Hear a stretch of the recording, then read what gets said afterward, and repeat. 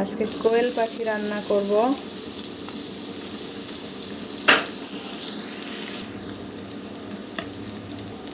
সব মশলা দিলাম, গুঁড়া মশলা, মরিচের গুঁড়া, হলুদের গুঁড়া, ধনিয়ার গুঁড়া, লবণ, আদা রসুন বাটা, কাঁচামরিচ বাটা।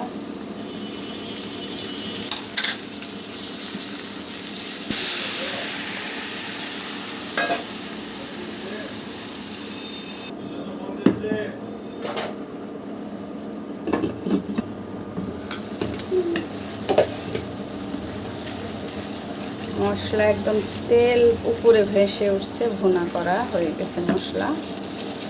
এই যে কোয়েল পাখি গোটা গোটা করে রান্না করব।